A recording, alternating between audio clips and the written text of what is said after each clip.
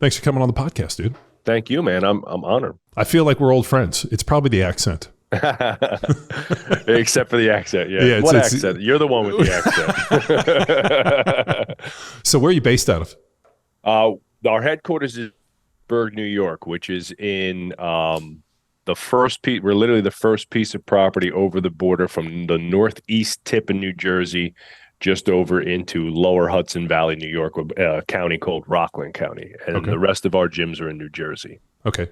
So, it's kind of interesting as I was going through all your stuff, kind of reviewing for this podcast and just kind of getting up to speed on the business of strength and also Varsity House Gym.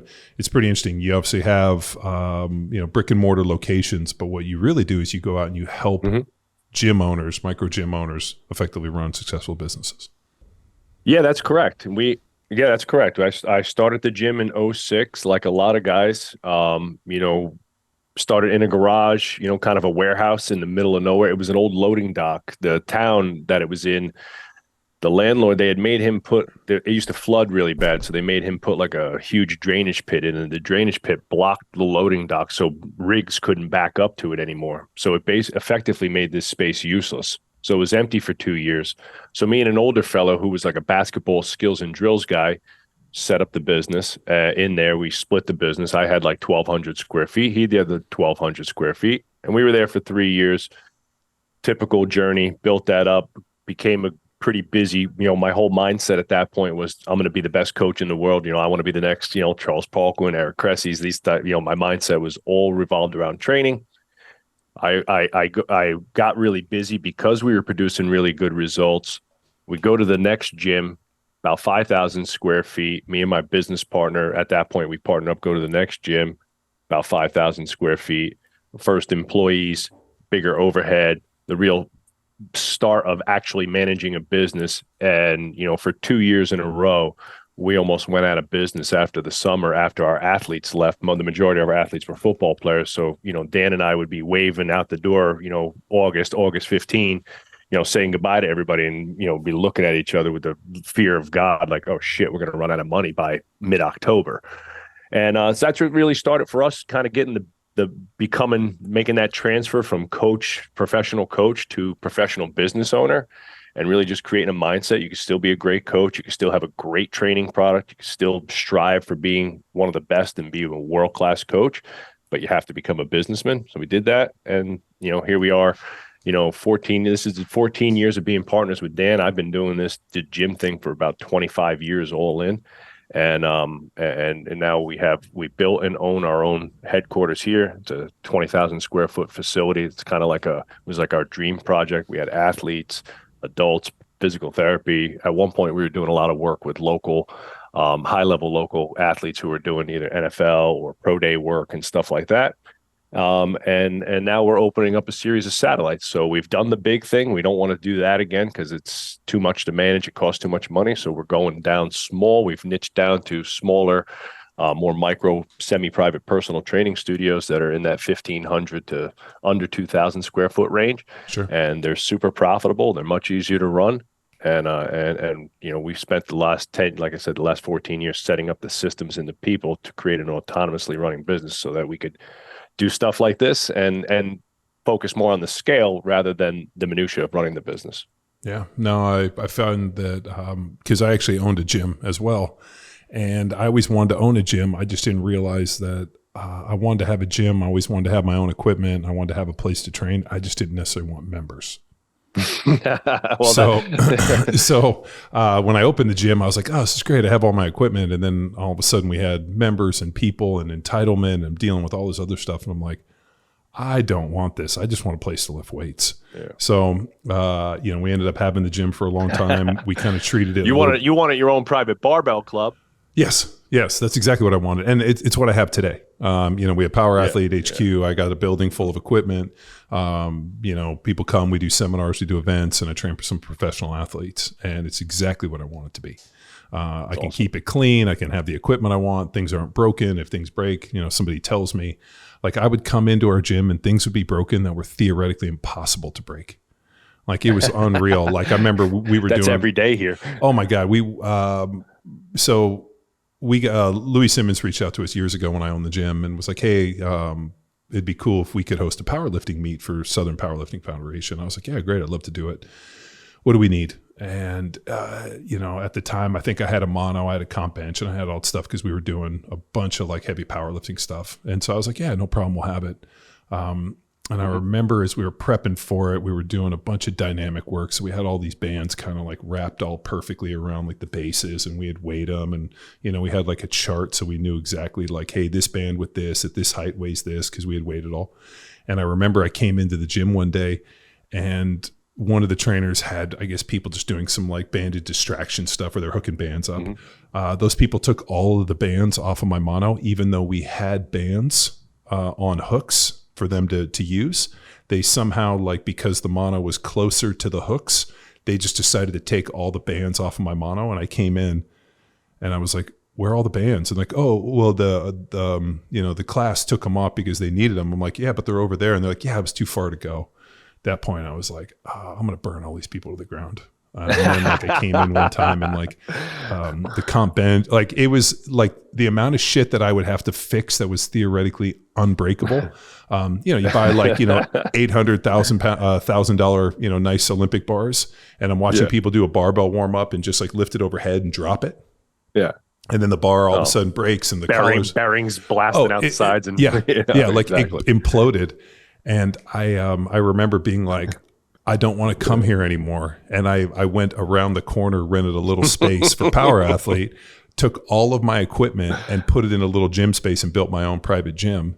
And I remember where the coach is like, what are you doing with all this? I'm like, I'm taking my stuff. F these people. And I was super happy with it. And it just came down to the fact that, one, when I go train, I want to use the equipment I want to have a good location. I don't want to stumble over a bunch of shit. If something's not put away, it's because I didn't put it away. I just hated cleaning up after people.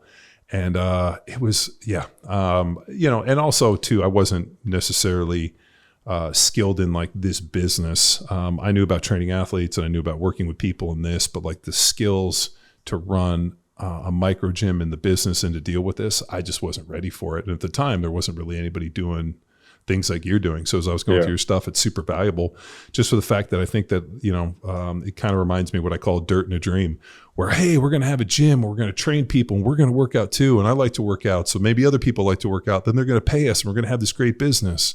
And I don't know how to collect credit cards, and I don't know how to do membership, and I don't know how to book online appointment. I mean, most people, especially with the CrossFit stuff, where it's like, hey, you went to your seminar and now you get to open a gym. And I watched so many people fail and fail and fail and just go in and put themselves in debt for what I thought was insanity. That, as I was going through your stuff, I'm like, man, this is really, really important and well needed. We interrupt this episode with a shameless self-promotion. Power Athlete delivers battle-tested performance programming for every kind of athlete. So do you want to go from average Joe to MVP? Then dominate with Field Strong. Get stacked and jacked with Jack Street. Hustle in life and still build muscle with Grindstone. Fear no opponent with Dragon Slayer. Be harder than coffin nails with Hammer. Max out minimal equipment with Lean Enable. Or unlock those newbie gains with Bedrock. Get over to powerathletehq.com/training and choose your 7-day free trial right here, right now. Get lifting, get training, get in shape, all while listening to the rest of this show. Well, that's kind of what started it for us too. We started the Business of Strength completely organic, and I was at the time, like I said, training some guys for the NFL Combine, doing lots of pro. We had at one point over 50 pro athletes, 100 collegiate athletes here training with us, right? And so the perception of the business and us as coaches was that we were, producing some really high level work. And my business partner and I had obviously made some smart business moves at that point to lead us here. In 2013, we bought this piece of property and constructed this airplane hangar from the ground up. And that really allowed us to financially, and let's call it from a thinking future wealth standpoint, really change the game, because renting a facility this size would cost here in Jersey or New York, New Jersey, at the very minimum, $15,000 to $25,000 a month minimum, right? And that's not outfitting or anything like that. So your overhead costs are going to be gigantic. So when you build a building, you're able to do it at a lot cheaper rate and own the building and property. But we were at a training seminar I was out of Jim Jones. I had gone through their Yeah. whole training protocol back in the day when they were like doing all the movies and stuff like Mhm. that. And every seminar, we thought people would love to talk to us about like how we train NFL athletes and stuff like that, how we were training all these college kids, and everybody was asking us about business. So my business partner Dan was like, "Why don't we just host like a little business seminar, and we'll invite some people over to the gym, and we'll just kind of show them what we do." That was in 2015, and so we did that, and we sold that seminar out in like 2 days. We had like 30 people sign up for that seminar, and we were like, wow, this is kind of cool. And the response from it was like, this is amazing. You guys opened my eyes. I didn't like, here I am, spending $30,000 on another training certification, and I haven't even read one single book on business, customer service, communication, any of that type of stuff. And I'm like, all right, well, now right? So you have another skill set and another bucket that you can fill up. Start filling it up, and there's hope, right? So in this game, going back to what you were saying earlier about not liking customers and not wanting to share your equipment, I know. people It's making a mess. We're not putting John Wellborn in charge of any of my facilities anytime soon, people. So no, no, it's true. meet our new GM. What the hell's the matter with you people? Well, so when I originally got into this thing, I was living in an industrial loft, and I had weights downstairs, and I was lifting weights and training there. And like I would go out to Athletes Performance in different places, and I started training at this CrossFit gym just because they had bumper plates and I didn't have bumpers. And I ended up going to go play for the Patriots. And one of the guys that worked there was like, "Hey, when you're gone, can I train some people in your downstairs?" Like he was, working at a couple different gyms, and said, "Hey, can I train some people there?" And I was like, "Yeah, no big deal."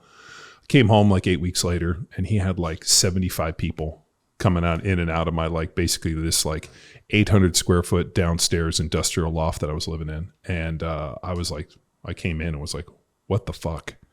And the neighbors weren't happy about it. I mean, these people are running around doing stuff, dropping weights and this whole thing. And like, it was an absolute disaster.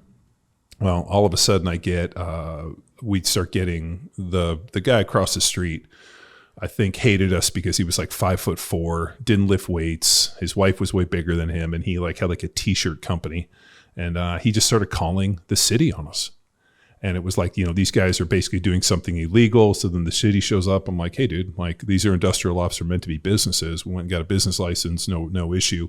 And like, this is what, they're like, "Well, you're not allowed to go outside." I'm like, "What do you mean we're in California, we can go outside?" And it was literally to the point where the guy just called the police every single day he saw us. And like, I own the building. And it was such a pain in the ass. The dude, to this day, he's still, I mean, if I ever saw him, like my brother, I remember Still pain in the ass. Well, I remember my brother was like, ran into the guy. My brother's a lawyer. He's like, "Hey, I saw that little asshole he used to call in the gym at the courthouse." And I was like, "Oh yeah, what happened?" He was like, "Yeah, he was there for something. I totally screwed him over. I talked to the DA about it." But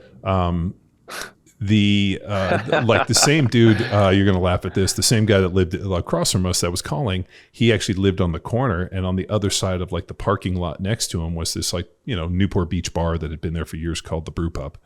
And he was so unhappy that there were people obviously getting in and out of their cars, going to a bar past midnight, that he would call the police every night at midnight on these people, to the point where the Brew Pub got into like a lawsuit with this dude. And like, "We've been here for 40 years. You knew this moving here." And he's like, "Well, yeah, I'm unhappy about it now."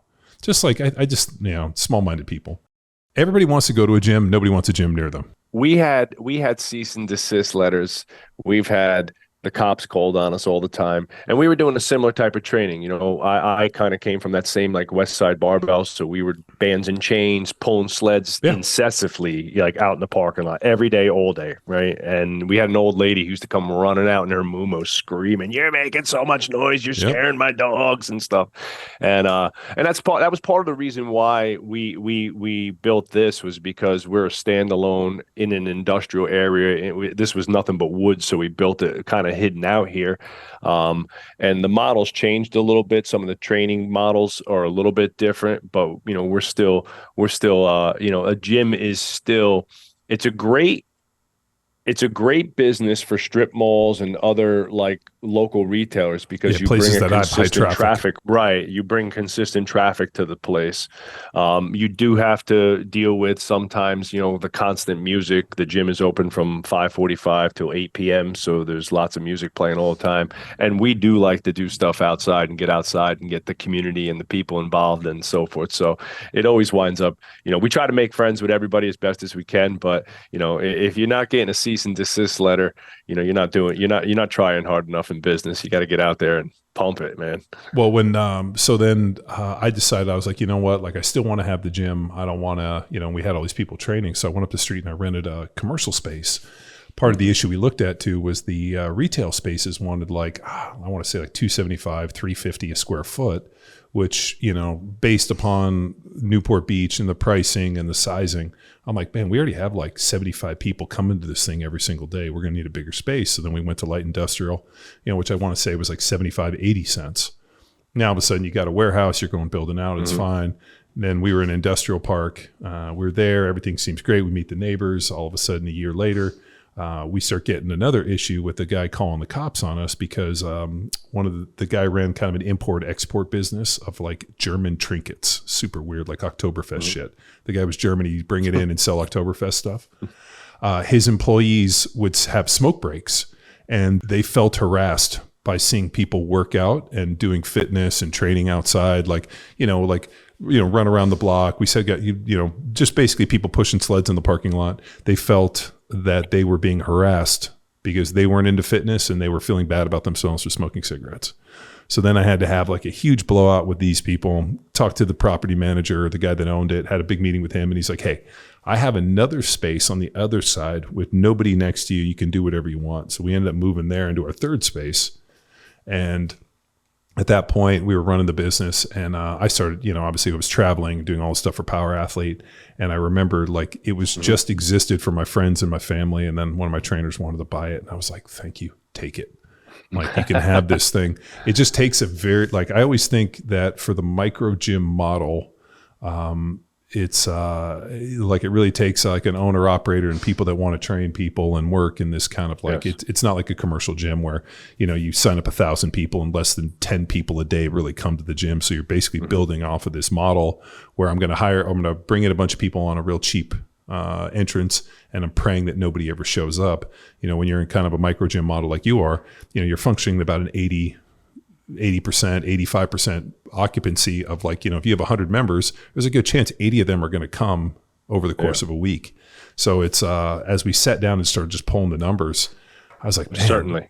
Yeah. I mean, this is a tough business, especially when you start looking at employees. And I remember we hit about 110, 130 people, and we could handle that with like an owner operator and one or two coaches. And then all of a sudden when we pushed to like 150, 180, we needed exponentially more people. Then I had to have 5 coaches, and I'm running payroll taxes and this. I mean, it just like the business went from like here to like here in real time. And it wasn't necessarily, we didn't grow exponentially, but that's really the key, right? I think, so we call it the coach owner paradox. We kind of have this term for it, right? The majority of micro gyms start with a passionate coach, a person, guy or girl who just wants to help people, wants to coach. A lot of times comes from an athletic background themselves. Many times, and I've met many in the last couple of years, especially going down to like Sorinex and going down to Summer Strong, a lot of collegiate strength coaches who have made the jump over to the private sector. And the real mindset shift is, it's not just all about the training in the private sector. Like you said, there's a huge customer service component. There's a huge accountability and follow-up component. There's a huge cleanliness and facility maintenance component, right? And then there's that, and we haven't even touched on sales and marketing, right? The private gym sector business is all about sales and marketing, and you have to have that nailed down, really well. And then last but not least, is, you know, the human cattle herding that you have to do with employees and people, right? So you have the human cattle herding on the side of the customers, where you're dealing with complaints, you're dealing with issues. Every customer wants what they want. So they want a special water dispenser. They want new equipment. They want a nice new turf, and they don't realize the economics of the business. They just want what they want. I called And it herding yeah, herding cats. okay, Yeah. right, herding cats, right? And the same thing on the human side, right, on the employee side. But we found is that first thing is an attitude change, right? If you're going to be in the brick and mortar space, you know that these are necessary evils. So if you know that they're necessary evils, you have to get good at dealing with them. And so if leadership and the structuring of business is a necessary evil on the private side, well, then it makes sense that you're going to have to learn that, or hire somebody who does. Most gym owners, most small micro gyms don't have the money to go out and hire a CEO or a chief operating officer right off the bat, right? So you wind up having to get good at those skills. And that's where we see the biggest failure in the micro gym world, is that the owner has failed to acquire the business skills and has put all the eggs in the training basket. And I always say that coach owner paradox. That's the point in which you've mastered the skill of being a good coach, and you delivered a great product for a period of time in your local community, and you've gotten busy doing that. But now the busy, like you said, usually it is around 100 clients to 150 clients. Now I can no longer remember their names. I forgot to call John. Damn it. I knew, John was out this week for vacation. I forgot to call him back. Then things start to slip. So, the busy coach gets busier. That busy coach is now doing 30, 40, 50 sessions of training a week. He's inundated in the training, and the business starts to then slip. And you get to this crossroads where, being a great coach has got me really busy, but now I can't work on the business, and the business starts to tank a little bit. And that's usually about year 3. Most gyms don't make it 5 years and they're done. So, year 3, running on adrenaline. By the 3rd or 4th year of running that 6-day a week, split shift schedule from 6 a.m. till 9 p.m, that kills most people. And that's the end game.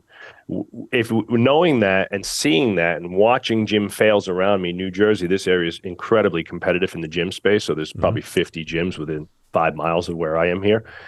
Knowing that, Dan and I set out to really create an autonomous business. And we wanted the systems, the processes, and the business side of things to run, relatively without us if need be.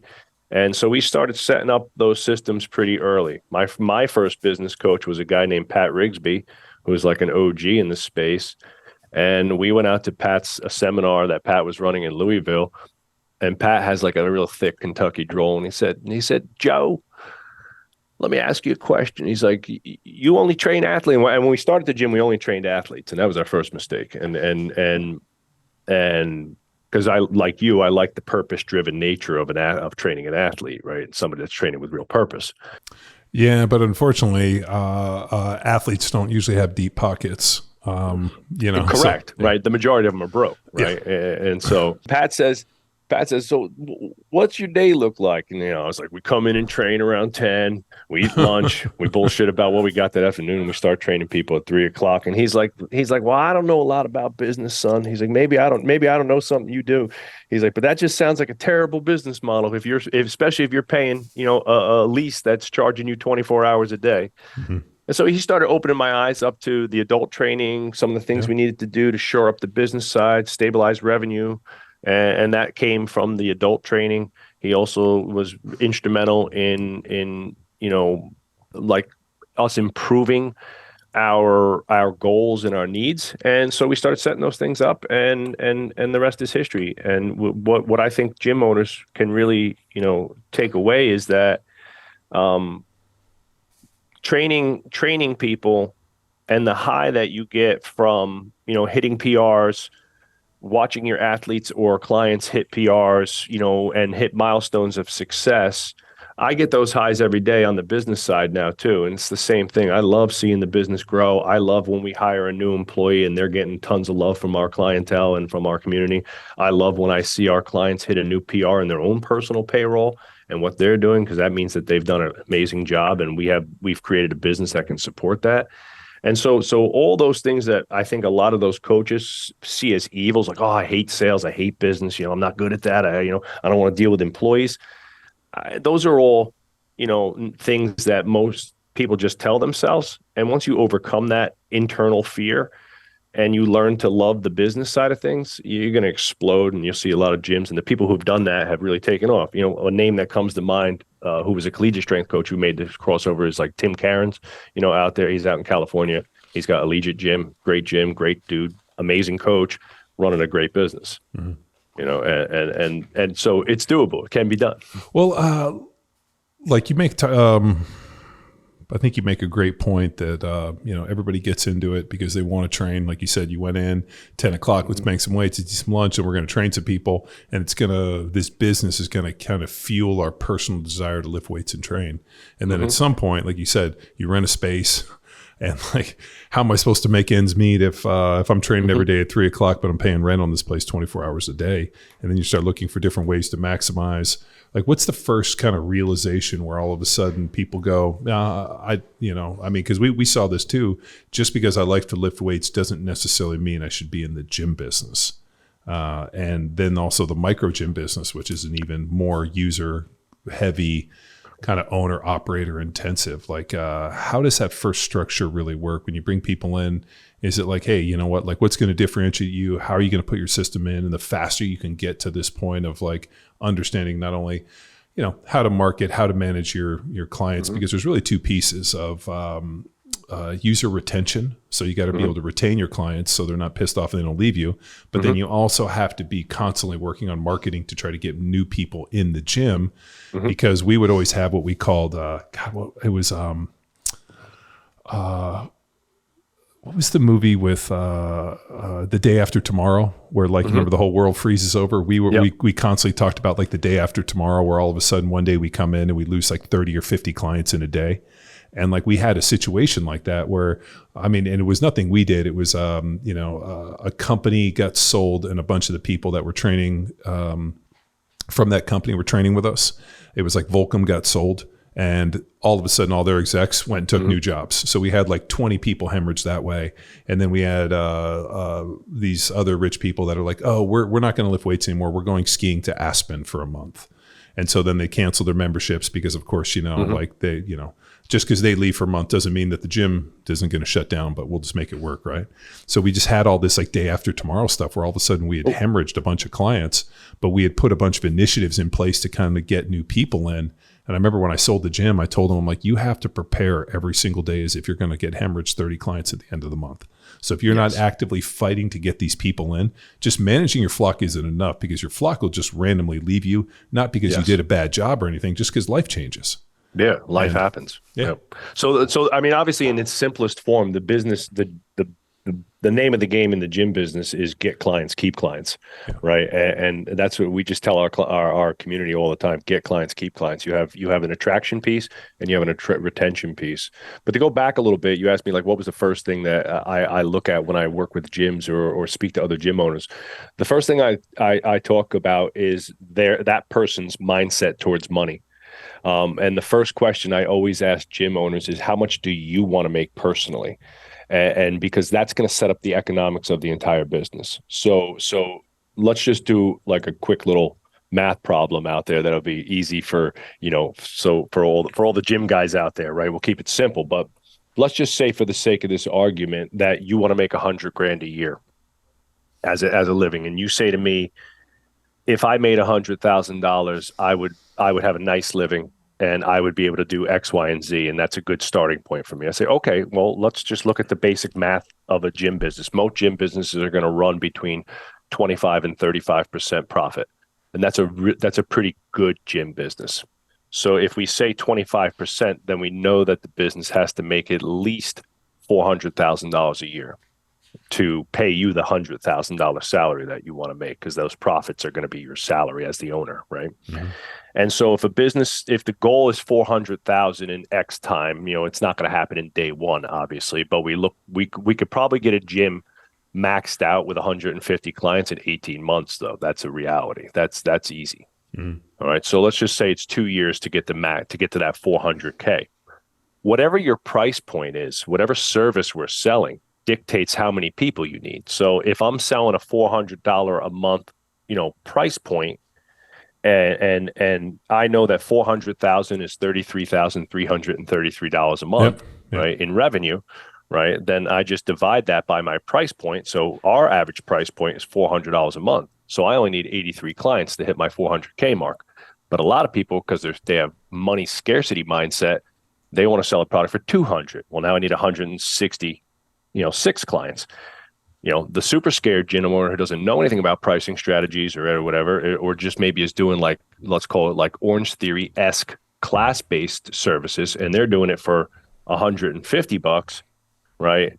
And so now if you divide that by 150, people don't realize now you need 222 clients, and that's a lot of human management. Yeah. So the very first thing I do is try to get to how much do you want to make? And like, just to give you a quick example, John, like this, like a couple of weeks ago when we were down at Sorinex, and I love an event. I love Bert. I love the team down there. They do such an amazing job, but there's a lot of collegiate strength and conditioning coaches there. And I speak to a lot of them about, and I met a bunch of guys that were doing, the private sector thing. I've crossed over to the dark side, to the private sector. Sure.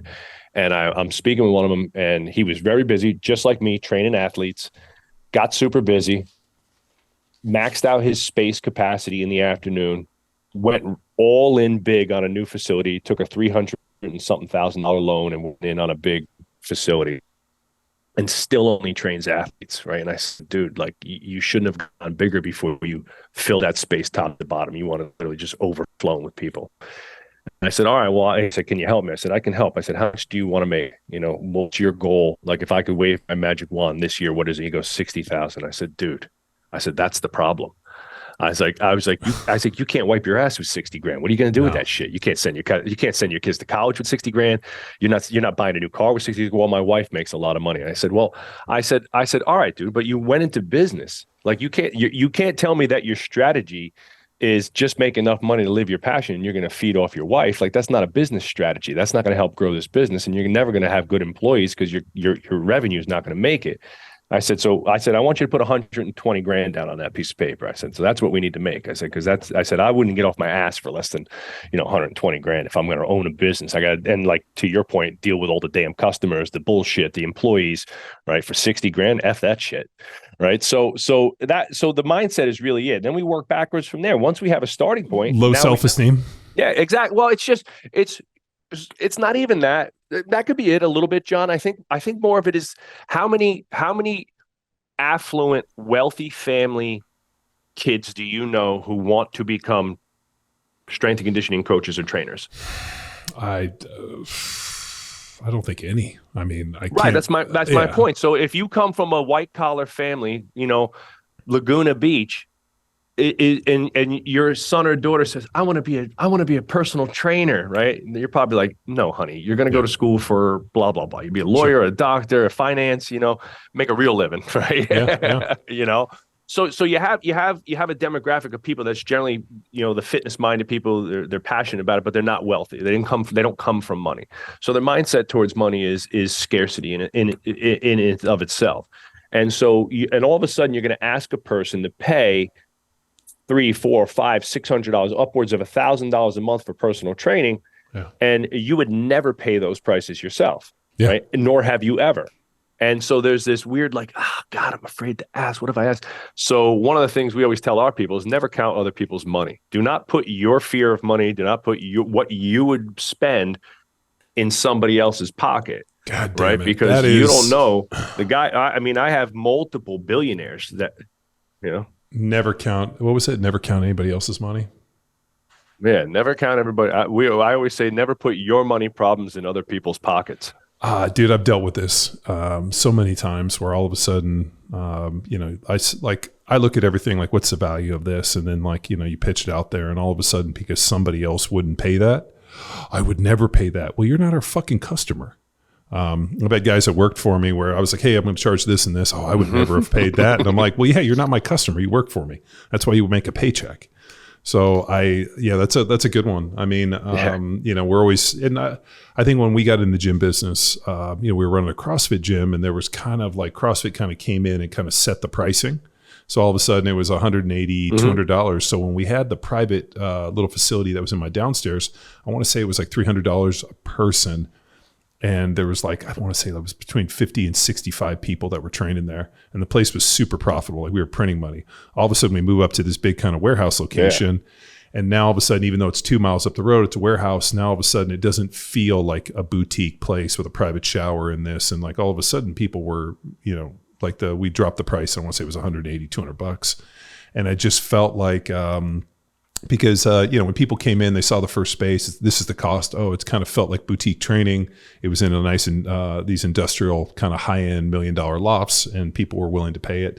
All of a sudden, we go up to the warehouse district, the light industrial, and now all of a sudden people are like, oh, this is Eastside Costa Mesa, and there was like a price set with it. And there was another CrossFit gym. They were like charging $150. Well, they're charging $150, and I'm like, so we ended up getting kind of backed into this price, and I always felt that it was always undervalued. And I'm like, dude, you guys are getting high-end semi-private training. And the way that we ended up doing better was just trying to peel people out and actually do personal training. But then you got to have coaches. And it always amazed me with our coaches where they were happier to coach a class of 20 people and make $25 than to actually do a one-on-one and get paid maybe $100. And I'm like, you guys exist in this ecosystem of coaching classes so that you can trim people out to have personal clients. That's what it is. It's a captive pool. These people have already made a buying decision. Yeah. They've already showing willingness to spell. What you have to do is sell yourself as, if they train with you, they're going to have a better result. And that was like the hardest thing, because I ended up having a bunch of private clients that I just trimmed out of this thing and been like, dude, you're doing fine in this class. If you train with me, it's going to be way better. And most of them did it, but I couldn't convince other people for that mindset. Yeah, no, it's hard. And I think so, like right now in let's call it like the membership gym, not the big box gym space. That's a different game.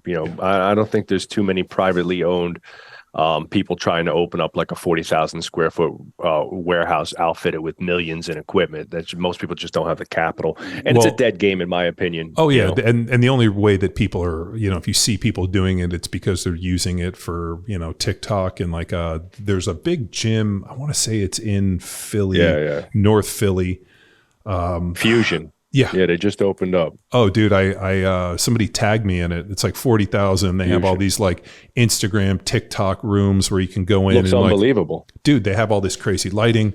I couldn't. I was like, my head exploded because all of a sudden I saw where the location is, and I'm looking at it, and I want to say it's is it Bucks County? It's a little up that way, and I'm like. I think so. Yeah, it's a little out in like the affluent suburbs of Philly. Yeah. But I was like, how is this gym? I mean, like, I'm like, this is insane to me. Like, how do these people support this? I mean, this is a huge facility. Look at like the way it's built out. I'm like, how many members do they have? How do they build? Like, it just, Their dumbbell sets alone are $100,000 dumbbell sets. They have like all the big pro chrome dumbbells. I mean, they're dollars. They're like $5 to $7 a pound, those types of dumbbells. So it's like wild style. I don't know. Look, in my opinion, that gym model hasn't worked too well around the globe, right? The large globo, everything gym. We do 11. We got the nail salon, the hair salon. We got spinning, tanning, you name it. We got it, right? There's only one that I know of that's done it, and that's Lifetime. And they're a multinational, multi-billion dollar brand with gazillionaire big VC money behind it, right? And so they're playing a long game. They also play the real estate game where they buy and own most of the real estate. So, that changes things a little bit too. What's crushing it right? Oh, I was going to say you bring up such a great point in the real estate game. Part of the reason that when we were in Newport Beach, Costa Mesa, I was trying to buy a building because I knew I was just going to get nickel and dimed out of these leases, and we were at 85 cents. I think Ben, who bought my gym recently, he was up to like, I think he just recently sold, but he was at like $4 or $5. So, I mean, it had gone up exponential. And I remember when I sold in the gym, I'm like, hey, dude, I locked in this lease for 5 years. You have 5 years to war chest money to buy something. And every time I went to go buy a building or went to go look at something, I ended up having a dude, like we looked at a pretty decent little warehouse space. I made an offer. Some guy walked in with $3 million cash, dropped it on the deal because they were basically building weed grows. So Southern California, they all wanted, they were all building, grow houses. So they were buying all these little warehouses and basically just growing weed in them. So they were coming in, buying them all cash for 3 times what they were asking. The guy's like, hey, I accepted your deal. I got to give you the money back. This guy just bags of stinky cash. dude, this, like, the place was like $1 million. I made an offer and a dude walked in with 3 million and dropped cash on the dude's doorstep. And we were like, fuck, I couldn't buy anything. So when we moved to Texas, I bought a ranch and like all of this is built on the property. I mean, that's where you start to look at it, right? Yeah. That's you awesome. got to own the land. Cali's too expensive. Cali, it's funny, in a place where the gym business is a huge business. I wouldn't do a gym. I don't know if I'd do a gym in Cali. It's just the price is prohibitive. The leases are really terrible. And the culture in some areas in terms of the the environment. Like my friend owns a great gym in San Francisco. I mean, there's homeless people camped out in front of his gym every single day, and there's nothing he can do about it. And the cops do nothing. And it's really affected his business a lot. So I think like what's killing it right now in the industry is kind of the in between, right? So there's again, you got this big box gym. We don't care about them. They're doing their own thing. That's billions of dollars and a game I don't want to play. And then, so if we're looking in like the training space, you have class-based fitness, the CrossFits of the world, the Orange Theories, the F45s, and so forth, where you come in, you got a HQ WOD, if you will, right? And it's pretty much the same workout from open to close that day, whatever the company deems important. Those gyms are running, like you said, in that 150 to 250 price range, and they're that's a low coaching overhead. They're usually hiring pretty terrible coaches and people that can just like speak on a headset like mine and, all right, everybody, let's get it going, right? So you need a fun spin instructor type person to run those facilities. The results on those facilities max out pretty quickly because that's just working out. That's not training. You're just sweating. So it's good for a lot of people, but it's not great for most people. The middle of that space, or I would say the upper end of that space, is the one-on-one training facilities. And that you can get a lot of traction. You can really help people. But like you said, to train somebody one-on-one 3 days a week is a commitment on both sides of the desk. It really takes a special person, or at least from me, my point of view. There were not a lot of people that I wanted to spend 3-4 hours a week with, individually, right? And my wife is probably one of maybe a handful, right? And that's it. And so that becomes a dead game. And you also have to look at what you can charge, right? So the majority of personal training sessions one-on-one in America are under $100 still. So the average price is in the 80s, right? So it's about $85, let's say. California, you maybe I just did a consult with a guy from California last week. He's in the Carlsbad area, north of San Diego. Yeah. And he was charging $90. And I said, man, that's part of your problem. You're in crazy money area. You got to be at least charging $1.25 to $1.50 for those sessions. Otherwise, you're never going to be able to make your money. So you're pigeonholed to that one session. So what we've done is kind of bridge the gap in the middle. I don't want to be $200 a month. That's not enough for me. I don't want to be $1,000 a month, $1,200, $1,500. That's too much for most people. And the majority of it, I look at it from a price per hour. $100 an hour is not that great of money. So we're in the middle space, that semi-private space. You're training 4 to 8 people is generally where semi-private lives. And that's going to be, on the low end of gyms that I've seen nationally, you're in the high twos, $299, $275 to mid threes. And in better markets like here, or more expensive markets like here in the Bergen County, Rockland County areas, about $400. So we strive for an average price point of about $400 a month on our clientele. So we're selling either a 2, a 3, or a 4 time a week semi-private personal training program that comes with nutrition and things like that. And so that ranges, around 4 to 5. Those packages go from like 4 to 600. And you get people in on that. So it does a lot of things. It does 2 things. One, your average hour is about $250 an hour. Now you're talking decent money. It also, like you said, it gives you a little bit more. Like now I have, if John's in one of my semi-privates and John's having a bad day and he isn't, he's moping around, doesn't feel like talking, or he's just not having his best day, I got 5 other people that are, lighting up the energy and we can communicate with and we're having a good time with, right? The team environment, as you know, very well know, is a very powerful thing. So when you have other people doing the thing, whatever it is, like, hey, everybody, today we're gonna finish up with a little prowler challenge, and maybe John didn't want to do it that day, but because the other 5 guys that we're training with are all getting in on it, it's like, all right, we're doing this today, and that's just the end of the story. So it does a lot of things for the social dynamic as well as the economic dynamic of the business, and that space right now, as a whole, industry wide, is still very underrepresented. But is booming and growing very rapidly. Yeah. There's a few big players in that space that are coming out soon.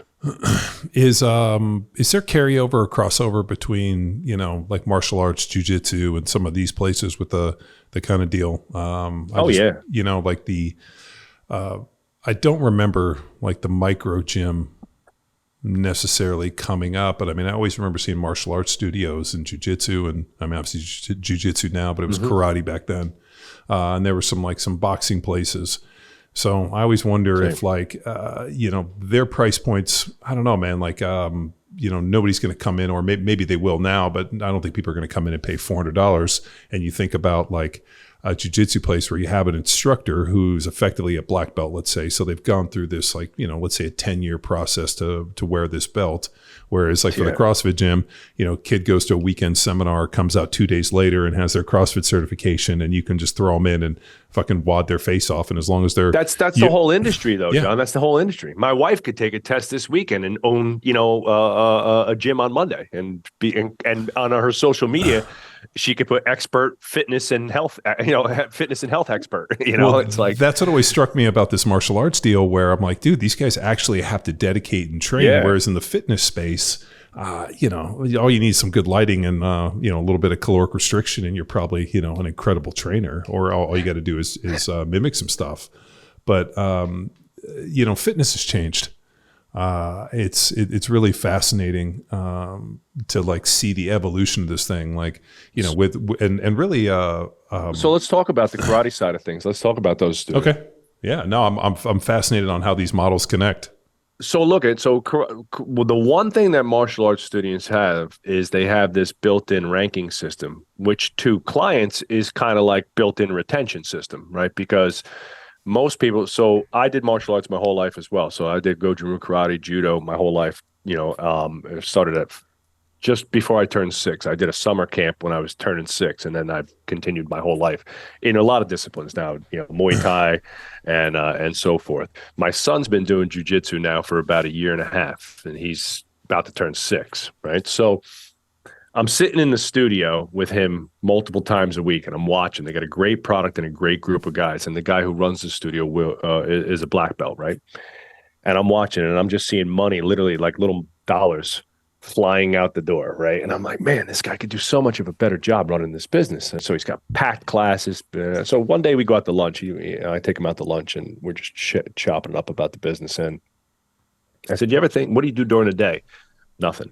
All right. He's like, I got a couple guys that come in. We have a couple classes. I said, well, why don't you do something in the morning? Like all adults who have jobs and kids and careers, they're only available from 6 to 9 or from 4:30 to 8:30. Like that's pretty much the sweet spot for the majority of adults. Create this program during the day.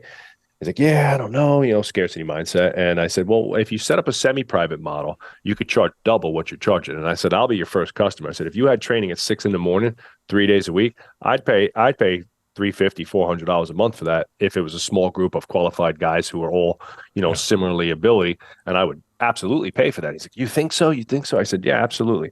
So long story short, I help him set up a semi-private model 3 days a week, 2 classes a day, 6 and 8 o'clock on Monday, Wednesday, Friday.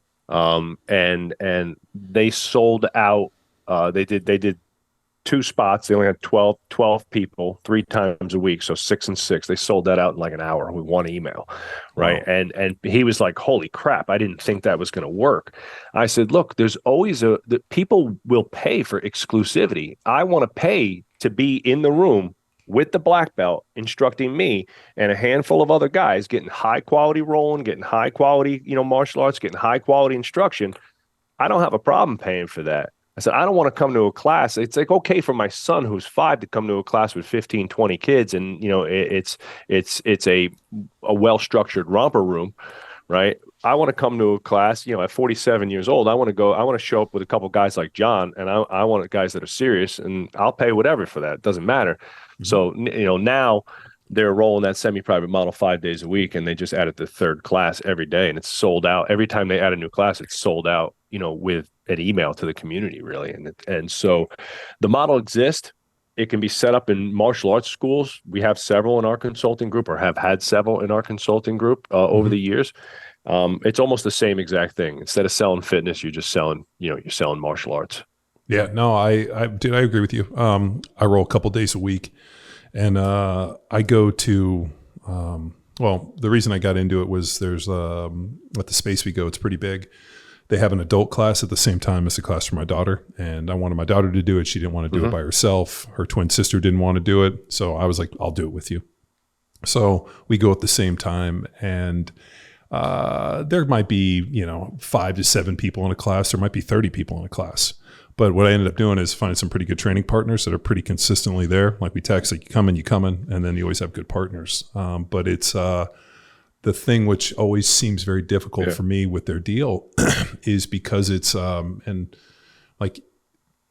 have to develop their coaches so much that it's so much owner operated. And then obviously there's kind of a figurehead, and people are coming to train with that guy. And then when that guy's not there, has he basically done enough to build enough rapport with, the other people who aren't there? And that's an interesting piece where I'm like, it feels very hard to clone this without kind of your own little, I guess you could say, like your own little superstar at each facility, and how you build into them. So I think that's the interesting piece. It's training. So in the training is a little bit more, I would say, like, I don't want to say it's like easier or different. It's just different, right? But everything can be set up in a system. Everything is just a system, right? Everything. So our training system is a combination of years of experience and work that I've done. And now our director of training, Adam Menner, has taken over on the training side. And it's like taking years of training. If you ask me like what style of training we are, I couldn't tell you what style. We're Varsity House, right? It's a combination of West Side, Charles Parkland, Eric Cressy, you name it, all the people who've influenced me over the last 25 years. And Adam, our director of training now, is real big in like, speed, performance, mobility, things like that. So he's like, friends with like Les Spellman and guys like that. And, he's coming along on the newer age of training, This episode of Power Athlete Radio is powered by Train Heroic, the most immersive strength training app experience on the market.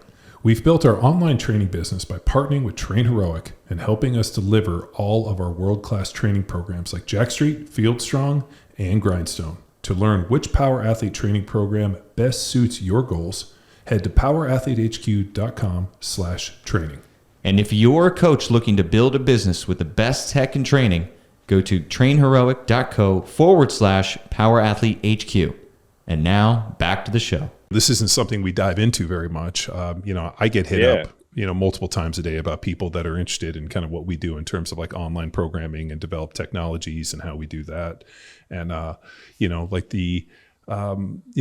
obviously the quality of the work has to be there in terms of the programming and the experience and how you deliver it. And I think what we're good at is stickiness, like being able to retain people, but it's also, building a brand, differentiating yourself in the market, kind of who's the individual that people are looking to. Yeah. I mean, you basically build your Varsity House brand. You have these individuals like yourself behind it, but like, what is the perception? The perception outward might be different than inward.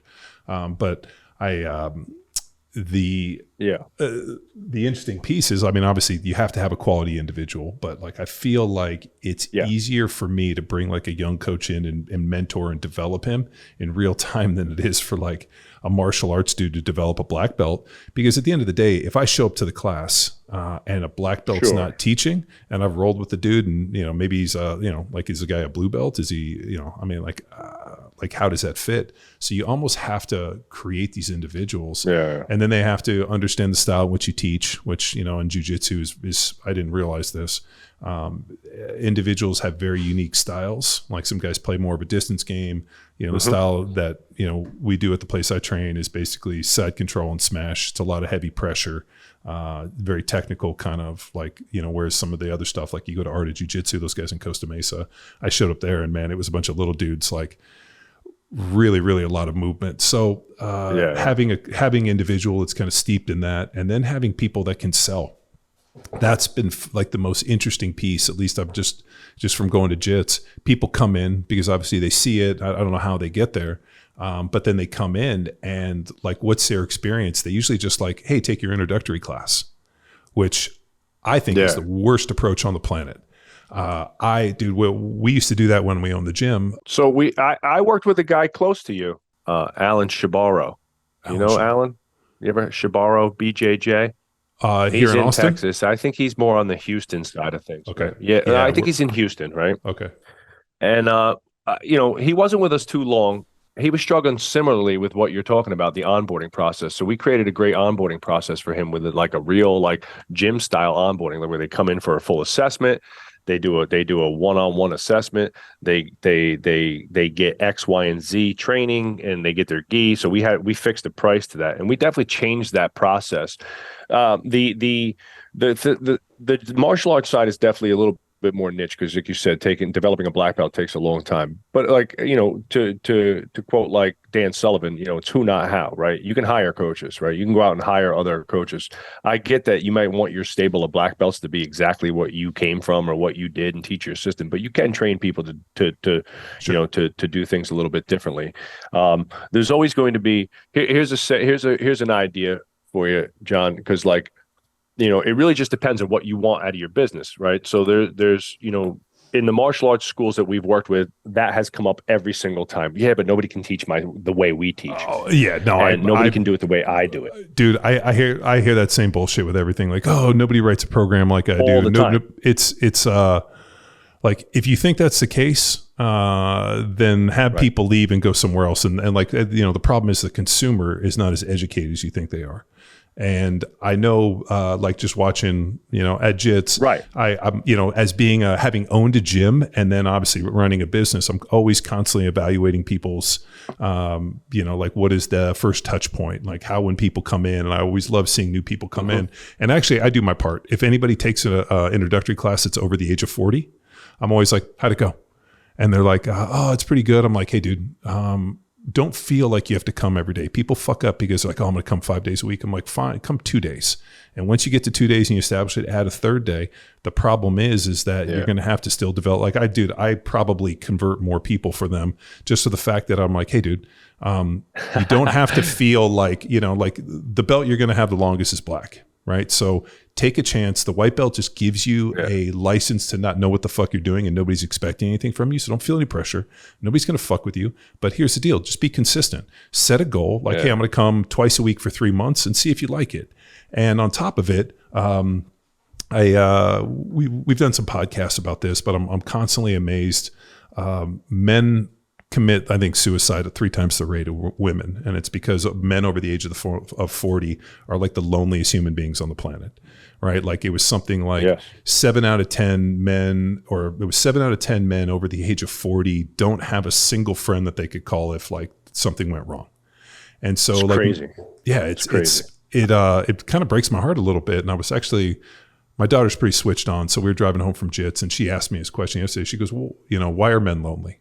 And I'm like, well, because, you know, to quote Chris Rock, men only have value if they can provide something. Everybody wants to save the women and children, but fuck men. And I always thought Chris Rock's deal was hilarious with that. But I'm like, it's kind of a lonely deal. You got to shoulder your business. You got your family. You have all these things that you have to do. And as long as you're successful, everybody likes you. And if you fuck up at one, everybody's against you. And believe me, nobody's coming to save you. So with this, for the most part, like when dudes come in, everybody's quick to tell you that you shouldn't have done that. You know, I knew that gym thing wasn't going to work out for you. So when I see dudes come to JITS that are, you know, let's say late 30s, even in their 40s, whatever, I always tell them, I'm like, hey, dude, if you join today, you will instantly have 25 new friends that you didn't think you needed. And you'll have people texting you. Like I have all my buddies at jiu-jitsu like text me, you coming tonight? You coming tonight? I'm like, of course I'm coming tonight. We go every Monday, Wednesday. We pick up some Fridays and some other days, but we're consistent in those times. And they still text us, just want to make you sure you're coming. And it's good for community. You're belonging to something. The ranking system's interesting, but I really think that community aspect is what people are really going for. And every time I go to like a commercial gym, I actually recently went to a commercial gym. We were at home. Everybody's got headphones on. The music's garbage. Nobody picks up their equipment. Everybody just kind of like autonomously kind of moves through the gym. Nobody's really connecting and talking. And I've never seen a more lonely facility or a more lonely endeavor. So the thing which I always liked about the micro gym and what you're kind of talking about is identity, branding. Guys having a bad day, he's got other guys pulling him together, the same in jits. But we're in a hell of a crisis for men. There's never been a time when this is, and I really think about things like the micro gym, things like this podcast or Power Athlete and what you guys are doing as almost like a lifeline for a lot of these dudes where it's like, if you're lonely and you need friends, go pick up something. Oh, I'm out of shape. I can't do jiu-jitsu. Oh, great. Well, there's a micro gym down the street to get your ass in shape. Yeah, I mean, look, that's a great point because maybe when I was a kid and Zach, and I don't know how me and Zach didn't meet as kids because we circled around all the same gyms. So we went to like there's a gym in Jersey that's like notoriously hardcore called Diamond Gym, Signature Fitness. There's a couple, and Bev Francis's gym out in Long Island. Like we've been to, like I made my 18-year-old pilgrimage. Yeah, Zach sends me videos and pictures from Diamond Gym at least once a week. It's a wild place. I remember walking in there at 17 years old and just being terrified by like monsters, and that was back when dudes were still lifting in like ripped up jeans and like, dirty work boots. But we're the same age, so I know what you're talking about. Yeah, exactly. So here's an idea, right? For people that are dealing with employees or thinking about, so, you want to be a coach, you own a micro gym or you're thinking about owning a micro gym. And just to clarify for people listening, the micro gym is just a privately owned personal training gym, right? The size of the gym doesn't matter, but generally speaking, it does. Like I look at 1,500 to 2,500 as the sweet spot for economics. Right? Once you start to get over that, the economics start to degrade a bit. But here's an idea for people. When you start a business on like literally rocket fuel of adrenaline. You're so excited to do this thing that you've dreamt about, you've obsessed over for a period of time.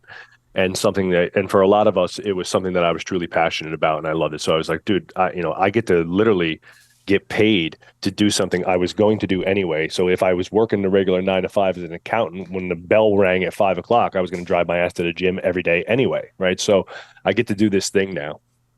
And then I'm training. I'm dealing with customers. I'm managing my books. I'm trying to do some basic marketing and finance. I'm thinking about scale and growth, and then and then I have a wife and a kid and other things to go home to keep me busy, right? So as if I'm not busy enough.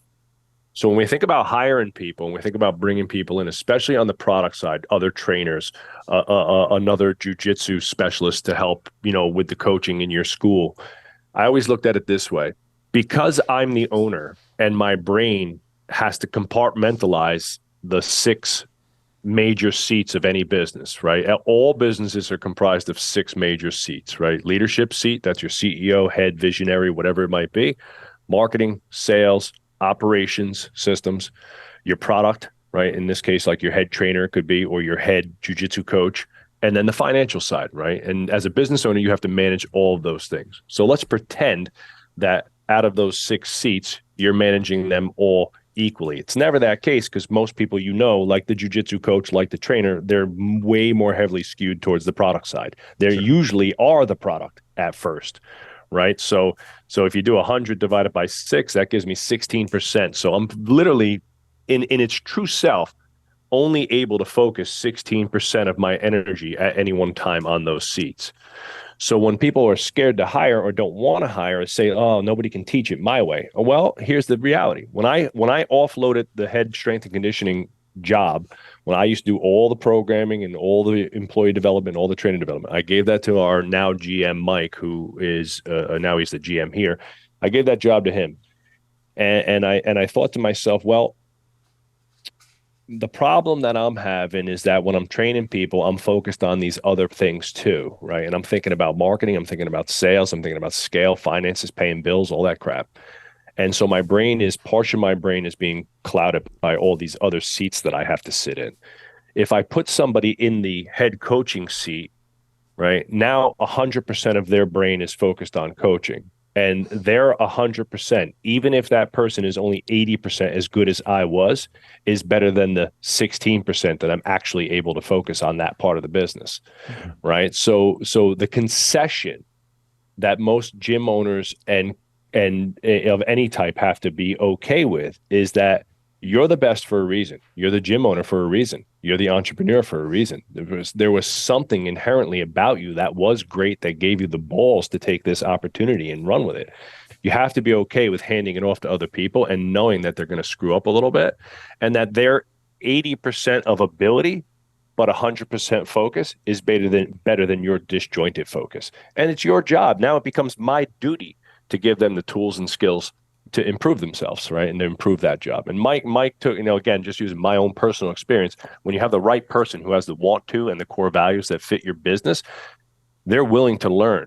And he was not as good of a coach as me, not even close. But now he's an absolutely phenomenal coach. And at this point, when a client comes to me and says, "Well, I want to work with Joe," I said, "You don't want to work with me." I said, "Our training sessions are basically going to be like a coffee talk shop.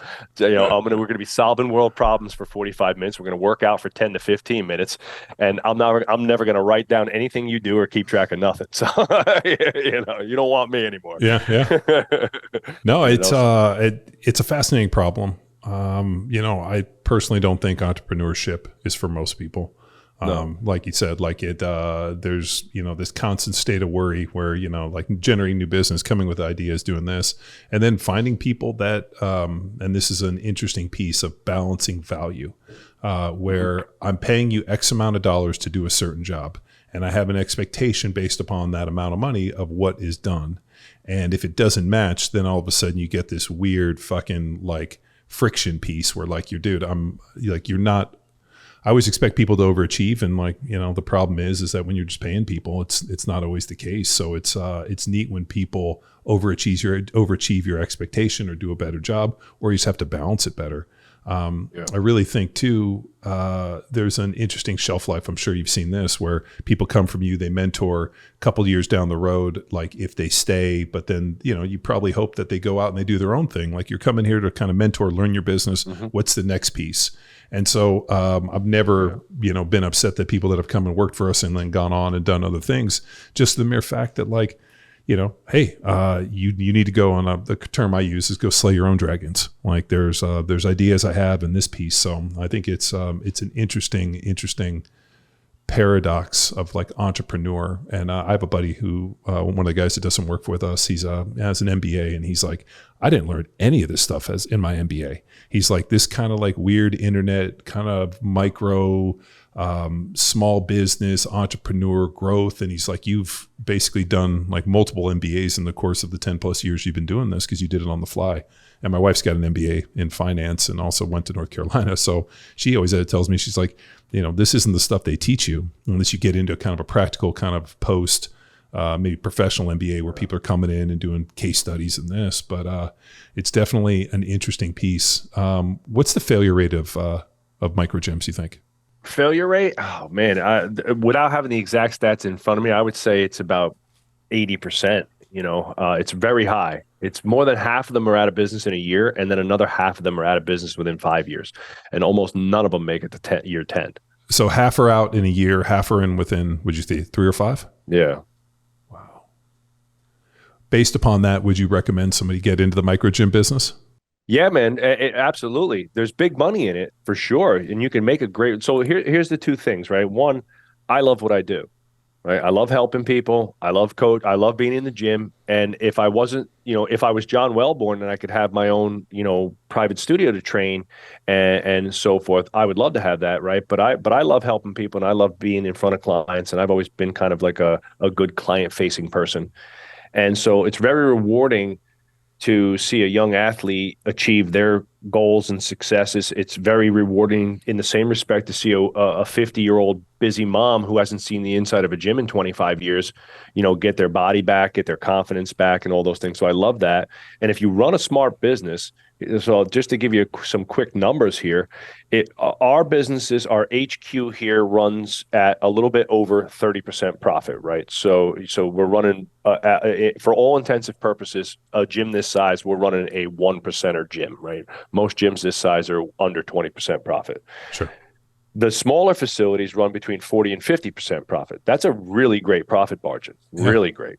And so when you look at like a small facility, that's 1,500 square feet. You could put 125 clients in there. I'm skewing the prices for us, but if I have 125 people paying an average of $400 a month, that's a $600,000 business. Well, you do the math, right? If you got $600K at 40% profit, right, you're making a really nice chunk of change, right? You're making 240 grand from that facility profit. They only have two and a half to 3 employees. You have a facility leader, you have another full-time coach, and you have a part-timer or several part-timers who swing, right? Sure. There's no admin staff. There's no real customers. It's not a lot of our stuff is run from HQ.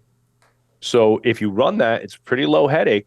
You do 5 of those, right? Well, that's $1 million a year in personal income. You do 10, $2 million, So our plan is to do 20 of these and the finances support the growth of it. And it's not once you set it up though, once you have the systems, it's easy. Dan Sullivan's got a great book, Strategic Coach, but he's got a great book, 2X is harder than 10X, right?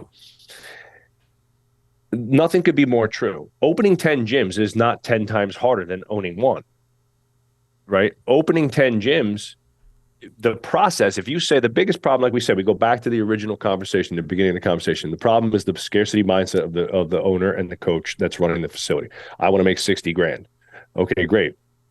How many gyms do you want to? Well, maybe, just this one and do this, or maybe I open up 2 gyms. I'd love to do another one day. And it's like, okay, well, what if we set up the business? What if we said we were going to open up 10? Well, your whole mindset has to change, because to do 10, you have to have systems. You have to have a hiring process, a firing process, a customer service process, a training process. Like there has to be a manual that I hand to. If John wants to come be a coach at my gym, I hand you the Varsity House Health and Performance Method book, and this is how we train. This is how we deliver the product here. So the money is there. I recommend it, but I recommend it that gym owners go into it, that when you do this, once you make the conscious decision, I'm doing this, right? And you're sitting at home kind of, on the yellow notepad, scribbling your business, plan together. That should be the last day that you think of yourself as a coach.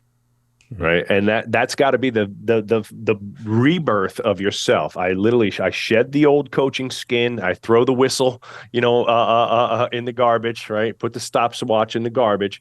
And I'm now a business person first. And the skill acquisition for being a good business person has to start immediately, or hopefully starts ahead of time. I'm in a unique spot right now on the consulting side, because I'm seeing more and more young gym owners come to me before they open their gyms, dude, which is amazing. Which is so smart. I personally, if I had like this interaction before I opened a gym, I mean, because I realized that the sweet spot was somewhere, like you said, it was like 1,200 to 1,500 square feet, because that was the one that when we started in, was the most efficient. We could have a higher price point. There was less people. We had it was really quick. Classes were limited because of limited space. All of a sudden, you go out into this 7,000 square foot facility, and there's all this dead space. And I just constantly walked in, and it was like, we store shit in this corner, and I'm paying for this corner. And I always wanted like a smaller, more efficient. It's like when I moved to Jersey, I bought like an 8,000 square foot house, and I had a cleaning lady that came once a week, and she would just do this rotation on cleaning. And there were rooms in the house I never even went into. I lived in the bedroom. I had a back bedroom that went up to this, and I was, single dude, but I wanted this big house, and it was an absolute pain in the fucking ass. So I've always wanted like a smaller, more efficient bit of everything. Yeah. And I think it's so intelligent for these guys to actually go in and be like, all right, well, if I sit down with a coach like you, and what I mean coaching in terms of like mentorship with this, okay, what's the area I'm going into? Have I done a competitive market analysis? What's the ideal space? Can I actually make money based on hey, if I'm going to do a smaller, more boutique retail, it's obviously going to be a higher price point than light industrial. Can I charge what these people are charging? Because it's really hard to ask somebody to pay $400 when there's some jack off down the street charging $99.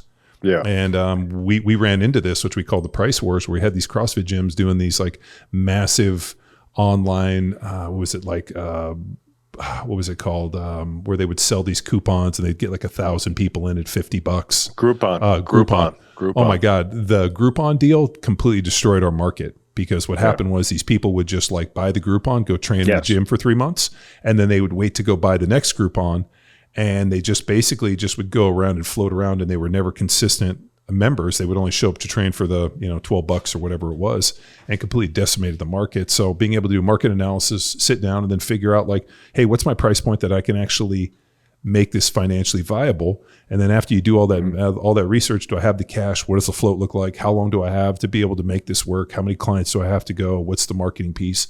And once you put all that together, you either make a decision to go forward or you don't. And to me, that seems like the smartest way to go at this. I mean, look, I think it's going that way, but remember, gym owners aren't that smart, right? So it's a young industry. It's a, as a whole, the fitness industry has been around a long time, but the small privately owned gym thing is not that old of a thing. We're just seeing now the first wave of aging professional strength and conditioning coaches, the Mike Boyles of the world and so forth, kind of get to the end of their career. And those were the guys that were like, started it. So as a profession, it hasn't been around that long. So I think, now it'll start to professionalize a little bit more as, CrossFit was a great example of, filling a need, creating a niche that didn't exist prior in the fitness industry, real training with, a little bit of badassery and this great community vibe in a small box gym that you could get open for 50 grand. Right. So it gave people opportunity and hope that they can do this thing. Sure. CrossFit took off. I opened my gym in 2006. CrossFit was booming around then, just kind of was taking off too. Right. It was getting going. 2006 to 2012, CrossFit's exploding. And in the last few years, barring the problems that they've had internally at HQ, but they have had quite a bit of retraction. And what's happened is all the tire kicker gym owners who didn't level up on the business side, right, went out of business during either the pandemic or could have even been in the real estate market crush in 2008, 2009, or just natural attrition. They lost themselves in the business side of things. And what was left in all the micro gym space was all the people who had good businesses. And when you shake out the bottom 10% of anything, you're usually left with a higher quality product or individual, and those people are starting to elevate the industry as a whole. There's more good people out there. There's more young entrepreneurs who are seeing it as a business before they open the doors, and that are taking the steps, like you said, to either study marketing and sales and business in school as an ancillary to exercise science or phys ed, and or hiring mentors like myself. I'm working with a guy now, Jared, who's opening a gym in Austin next year. Oh, yeah. And so there'll be a nice new gym coming, a great space. He's calling it True Fitness. So a little plug for Jared. He's a great guy, right? Really great dude. And him and his wife are taking the entrepreneurial plunge. He hired me a year and a half ago. Right. And literally for the first 6 months, it was like just talking about the brand, the logos, what his vision for bringing this thing to life, and very smart. Now, he had the economics. He had a little bit of business savvy. He had the money to plunk down for a consultant. But I think like if you're thinking about doing this and you're looking like, oh, okay, my startup budget for this new gym is going to be $100,000, add 10 grand to that and add a business consultant to that and get out there and find somebody who's lived it. If you want to train athletes, make sure you hire a coach that knows how to do both the athlete business, which is like running a separate business, and the adult business. Sure. If you want to be in the, in the boutique high end, like foo-foo ladies fitness space where you only work with 40 to 60-year-old women who pay for like a complete boutique solution, you're charging $1,000 a month, then you need a coach who's done those things. So that's why I think a lot of people come to us, John, is because we're real coaches. We lived it. We're still living it. We're growing our brand today. I'm in the gym today. As soon as when I finish up with you today, I'm back to work in the gym business, right? And it's like, so the consulting side of things was a passion of mine as I saw myself in so many of these young gym owners who were struggling. And I struggled too. We almost went out of business. I've lost a lot of money. making stupid moves. We've hired bad coaches. We've hired bad people that, tore the culture apart, and we had to get rid of them. But thankfully, like in life, if you make 51% better decisions than you didn't, you had like an awesome life, right? So Sure. we've made more. And I think that, I think the gym owners just as a whole, if you don't see yourself as a business person or being able to acquire those skills, or not being able to see yourself falling in love with that process, right? You're probably better off in the collegiate world, right? Where you can focus on just being an amazing coach and delivering amazing coaching. And your demographic obviously shrinks down from like, a massive giant, millions of, regular kids who just want to play sports and busy moms and dads to, 1% freaks who are here at this university to train for this specific sport, right? And whether or not, me and you look at athletes today and think that they're as motivated as maybe they were in our times, I think they're incredibly distracted nowadays. I don't give, I feel like these kids are such behind an eight ball. I feel so terrible. The fact that like social media and all the distractions they have, it's things we didn't have. And I felt like it's so much easier. I mean, the fact that you have college kids with NIL having to manage all this stuff that like they shouldn't have, just going out and playing. And even the kids today, before this, I was on a call with Nick Hardwick, who played center for the Chargers. And we were actually talking about like some high school football camps and this. And he's like, dude, the recruiting and the amount of social media presence for these kids. He's like, I don't know if I could have done it. And I was like in the same deal. It's pretty wild. But as you brought up Austin, I thought, there's a fairly decent micro gym culture here in Austin.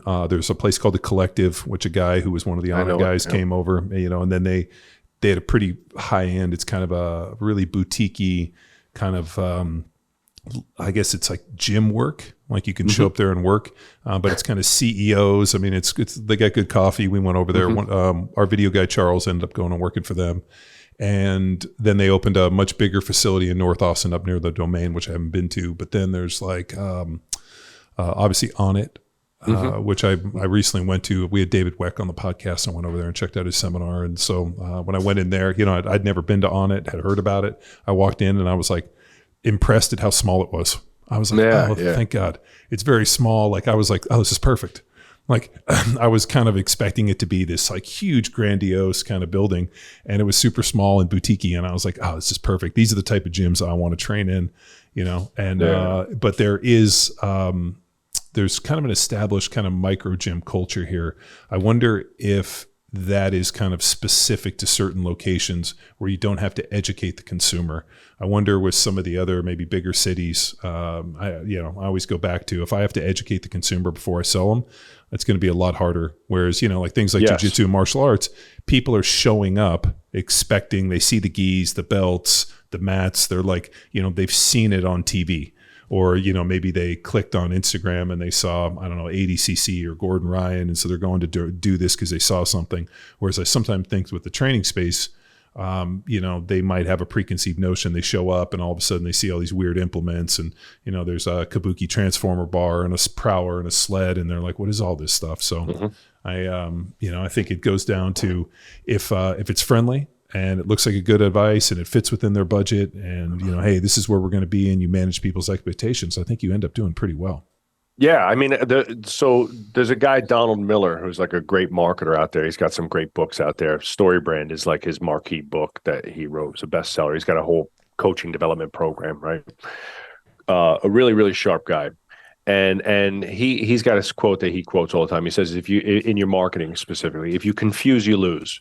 Right. So if people have to think about or spend calories thinking about what you are and what you do, they're not going to do business with you, or they've already moved on to the next place, right? Because they couldn't figure out what services you offer or how they can do business with you.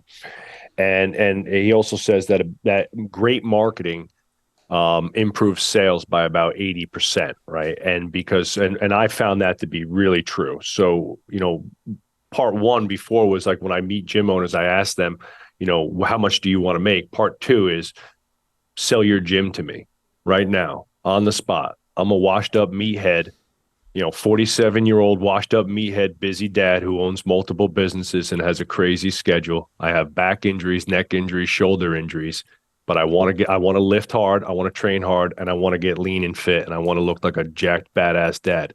How are you going to sell it to me? Right. And they're like, and they either fumble miserably or they have, their pitch locked down. Their elevator speech. Yeah, their pitch. Correct. Right. And most people don't. Right. So we'll break down the words. It's mission critical that in the marketing process as a whole, if we go through like a step by step, you have to know who you're working with. So you have to identify some client niche, right? And that's a big problem too, because when you're a brand new gym owner, jokingly, call it, you're a money whore at that point, and you're basically, I'll say yes to anything. Anybody who's got a hundo, I'll take it, right? And I'll take your money.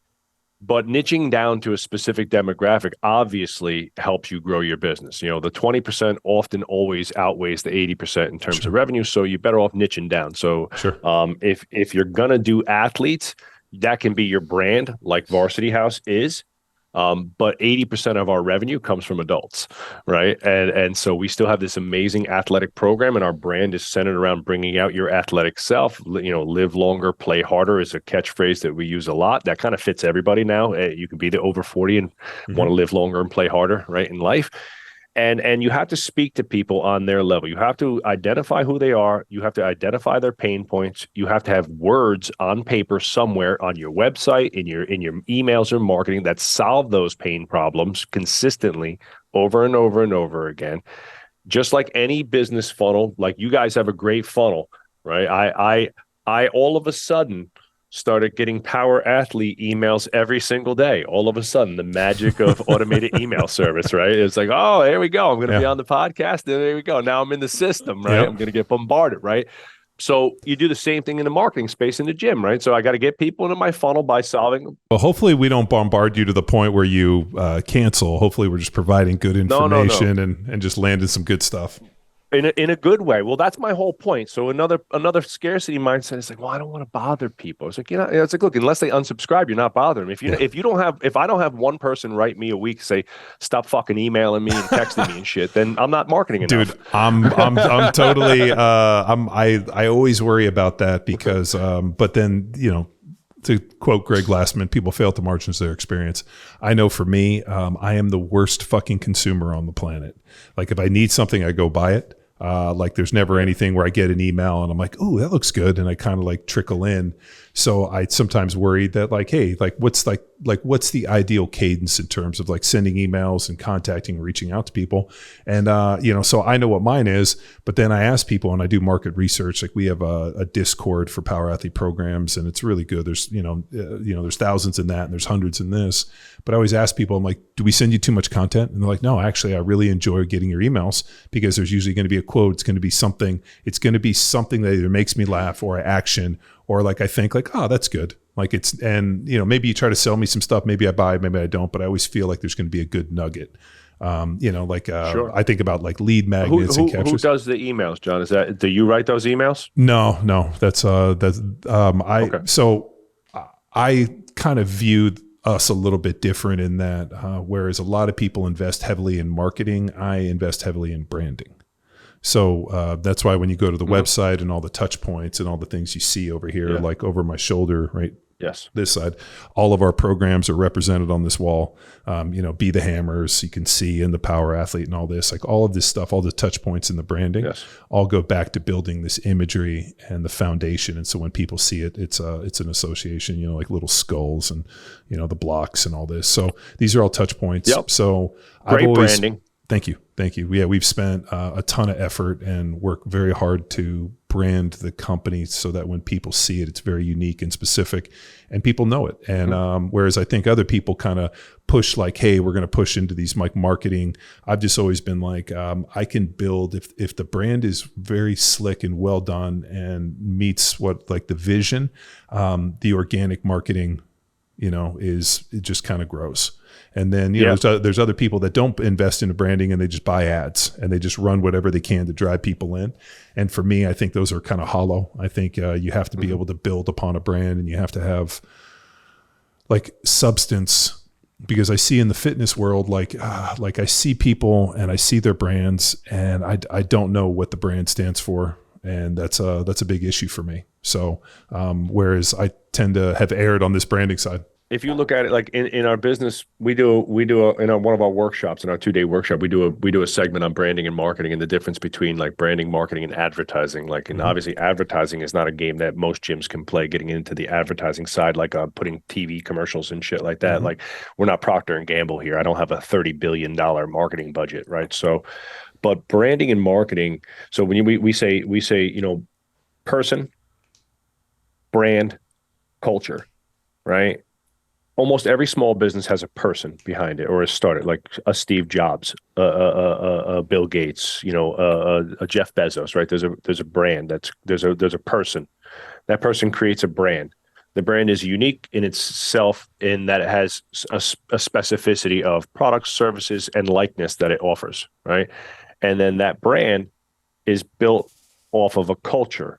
And the culture is is core values and mission, right? What are the core values of the business, and what is the mission you're on, right? And if you could get people onto the mission, right, you're going to strengthen the brand. And if you strengthen the brand, you're going to be able to strengthen the people within that brand. And I don't know, there's lots of gyms out there who don't have good brands, who are doing okay business, but I don't know any great gyms out there who don't have a really good brand. Sure. Right. And I'm not saying Varsity House is like the end all and be all of brands, right? And the branding of it, but it's unique. It was different at the time, and it's very, unique in our community, especially the services we offer. And by creating that brand, we've created a culture around that brand, hungry, humble, and committed to excellence are our company core values. And we hire, fire, and develop our team based on those core values and our mission, right? And so that's what allows you to kind of create. And so for you, it is a little different on the brick and mortar space, right? Versus like an online business, more of an online business of yours. Branding matters much, much more. Yeah. To the local gym people that might be listening, and the local gym owner, you don't have to have a power athlete brand to have a really good gym. The brand will start to come to life as the person involved in the brand and the core values and mission start to come to life. And there are plenty of gyms that I've worked with that have gone through a rebrand that were like named after the owner, like, Riggio Fitness or whatever, right? And that just doesn't have like a great ring to it, it's a silhouette of an Italian guy with a little boot on it. Well, I was laughing with a pizza, as Zach showed us the cover, of his book, and it's like this kid, and he's like, like the shadow of this jack dude in the face of like, the gym from Rocky in Venice. Like I laughed in that. I was like, Zach, your brand is hysterical because it's all based around like if you ever heard me, I'll be like old school. That's like, as soon as I hear that, or like whenever somebody's like old school training, instantly I think of Zach. Me too. I told Zach he should rebrand himself as the strength historian, and he should do a history piece like every week. And like that should be his YouTube page, the strength historian. I see like a cross between Zach and like a what's that guy, Dom Mazzetti, like doing stupid shit in the gym. Well, the other one, like for Zach, he's almost like he really is the historian, because he like the books and all the image, like all the stuff. Like if I had a question about like, hey, who said this or where did this come from, I'd call him and he'd be like, dude, bro, let me take you through this. Like he tagged me in a post about the anabolic diet at Mauro De Pasquale, because he knows I worked with Mauro early in my NFL career. Mm-hmm. And like, so as he was tagging, like talking about this stuff, he's like, the only person that actually has intrinsic knowledge, like the real insight, is John, because John actually knew Mauro, and Mauro did his diet, and he actually hooked me up with my first supplement deal when I was in Philly. So it's kind of hilarious. And I use that diet and still do it with some of our athletes. So it's kind of funny that like Zach's pulling this stuff out, and I'm like, shit, I'm either dating myself or aging myself, where I'm like, oh yeah, no, I was there when all that happened. So it's, he's fucking great. Well, like in business and anything, like in life, right? What your commitment and the goal sets up the process, right? So the goal sets up the process. So, you know, here's a personal example, something simple, and then we'll talk about it on the gym side, right? So, like a personal example, I've never been a good runner, distance runner. In fact, I'm terrible. You know, wrestler, football player, martial artist, you know, all kicking, punching, sprinting 5 yards, jumping, stuff like that. I'm as fast as Sounds fine anybody to me. Yeah, I'm as fast as anybody to the other side of this room, you Yeah. know. But so like I was looking at my overall health, and last year, like a year and a half ago, I decided that I was going to tackle some distance running, and I was going to start running a couple times a week just to improve my work capacity in that area. So I started running a little bit, and I wanted to put something on my calendar that would scare the shit out of me a little bit. So I put a 50K trail race on my calendar last month, right in May, Shit. and me and a couple buddies, you know, did this 50K Spartan trail race, right? Okay. It was terrible, and my point is that if I had just put a Spartan trail, they had a 10K. I could have just done the 10K. They had a 21K. They had a half marathon. I could have done the 21K.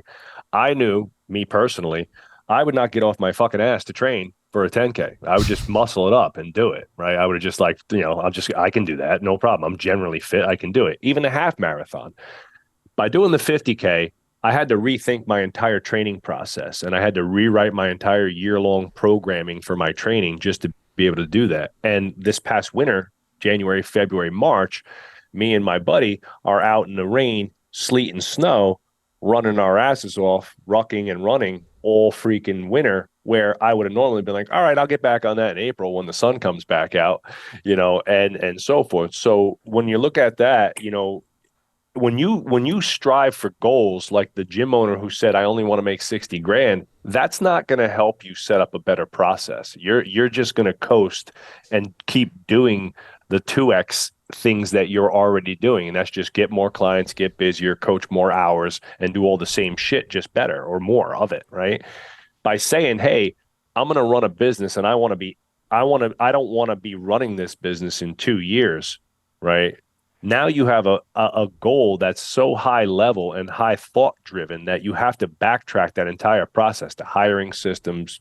You know, how do I document everything that happens in here so I can hand off these duties, right? And so most of the time when I work with gym owners, again, we talk about the mindset shift that has to occur. It's really just shifting your mindset to higher level goals that don't include you running the business. A lot of the times you have to become the autonomous. Now, if I wanted to at this point, I do all the marketing for our gyms, right?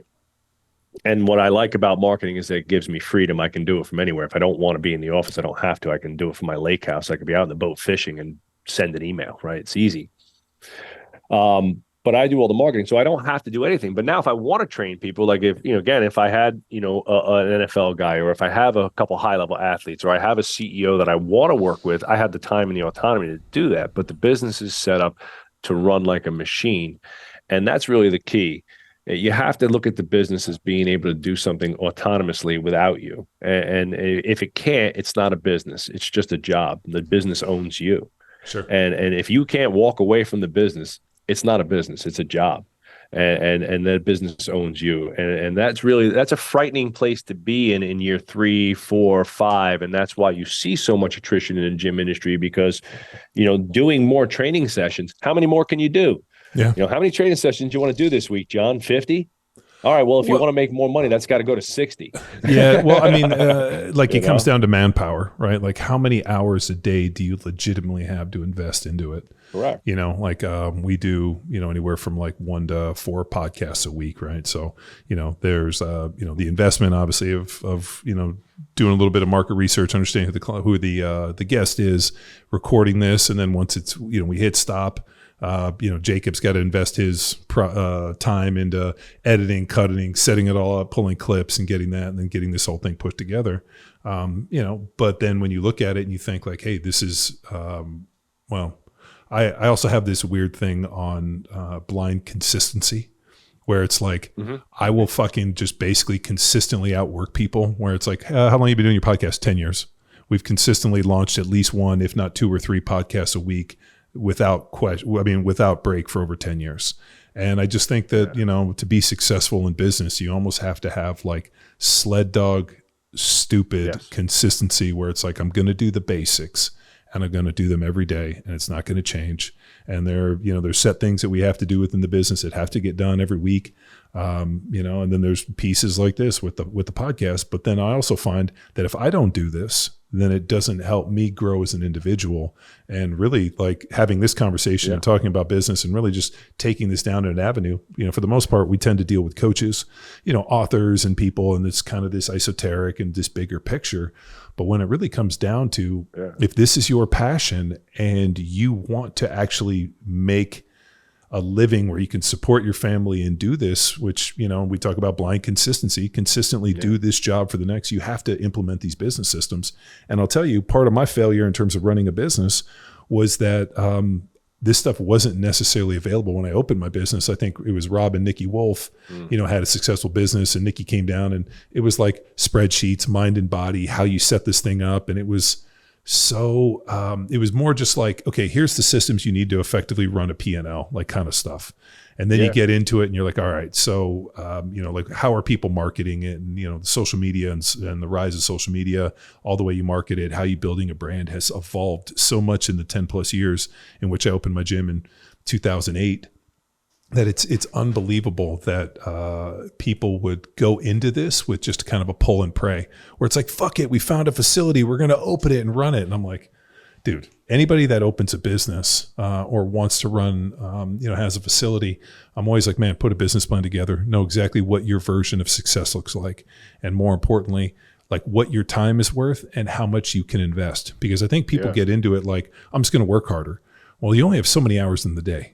And like you said, like, how many sessions are you going to coach? So having an excellent, business plan and idea, and really just like managing the expectation of what is success, like really just comes down to something that I don't know if you want to do in year 3, 4, or 5. I would rather do that before we start. For sure. And I agree with you 100%. And I, when people ask me like, oh, I have this business, I'm too small. When, to join your consulting group, like when do you think is a good time? I said 2 years ago, 2 years ago, before you did this. So, one of the things that's funny is like, you mentioned earlier about like the cadence. I wanted to touch on that, about the cadence of marketing, right?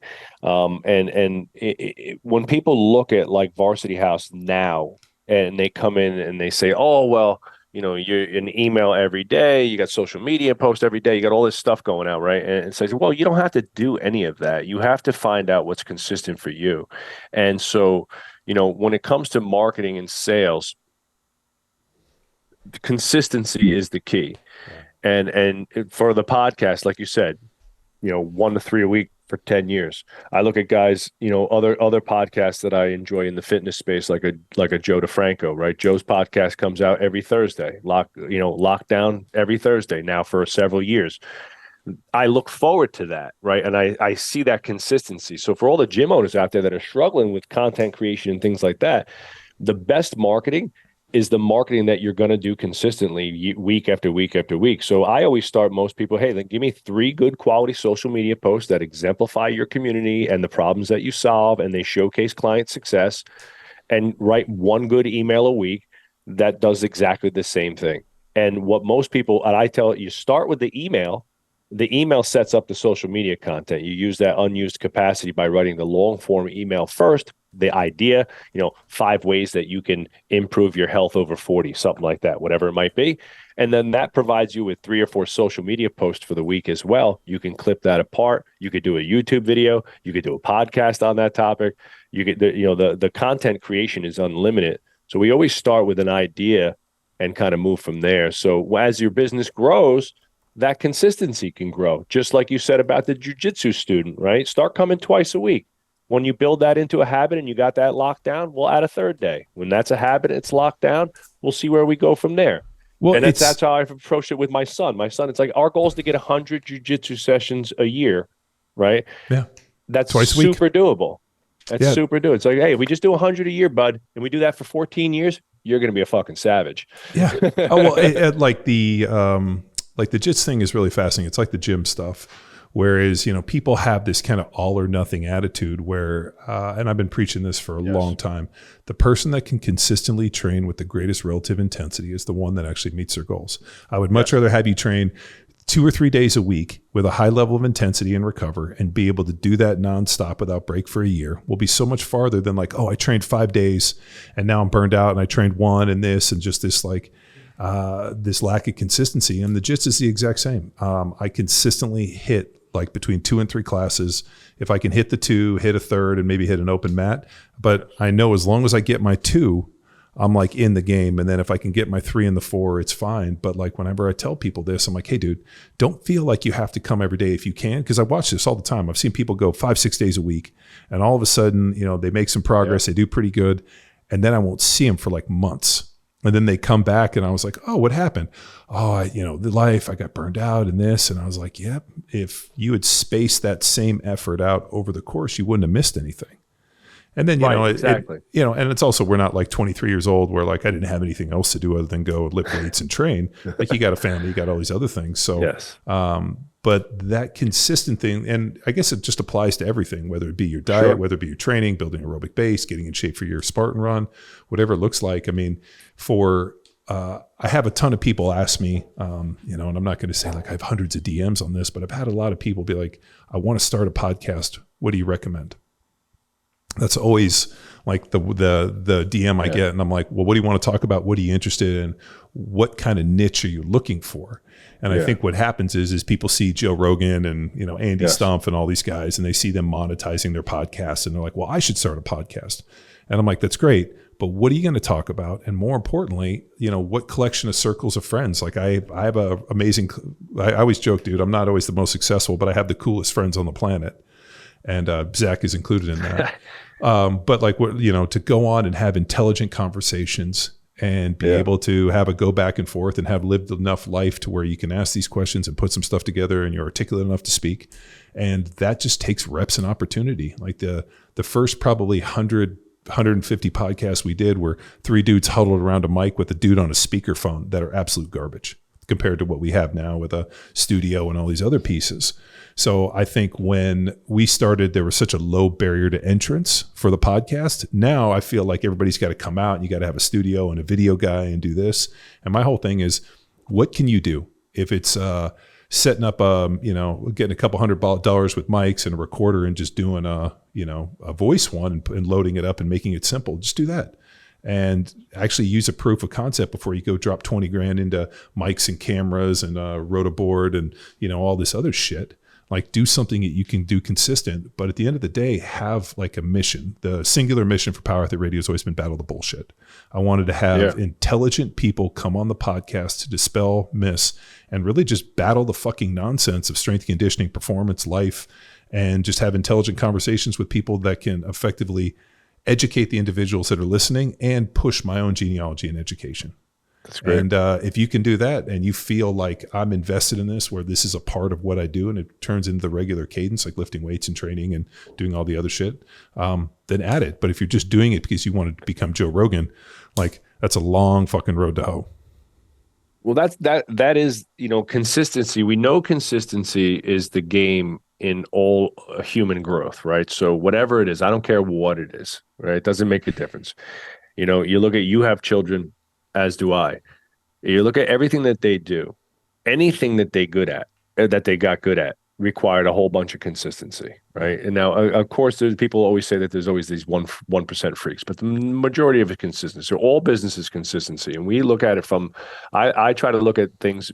Again, one of the things we do is I ask people what they do with their time. Like, how do you spend your time? And most of the time it's all over the place. It's like putting out fires and doing all sorts of erratic shit, right? And 2-hour lunch breaks and nonsense, right? And so we clean up the time.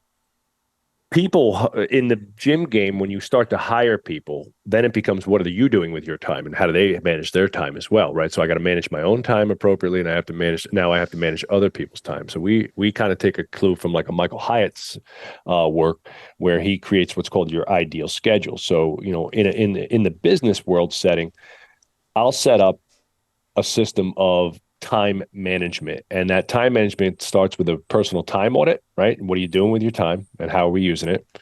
And then it's specific to each seat, like we talked about, right? So what is the KRA? What are the key responsibilities and accountabilities for that specific job? So if you're my head coach, these are the things that you have to do to be the head coach here at Varsity House, and these are the metrics that we're going to hold you to, your KPIs. The head coach here in our business is responsible for attrition. If there's lots of attrition, it's almost always a product problem, right? Or a coaching problem, right? They don't like the coaches. The coaches don't seem engaged. The training hasn't evolved, things like that, right? And if it's not that, it's usually just life shit. Like I moved, I had kids, my husband lost their job, something could be anything, right? Yeah.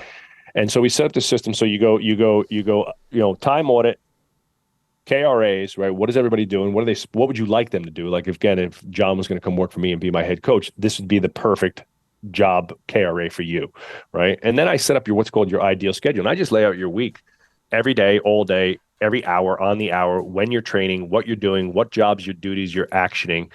And we set that cadence for the week, right? And I might not give you everything that I need you to do in your first couple months. Like, again, if I'm onboarding a person, right, it's like I'm going to give you the 2 or 3 biggest things, and we're going to do that every Friday. And then it's like, okay, let's add this then. Let's add this then. Oh, hey, you're going to start running your trainer meetings.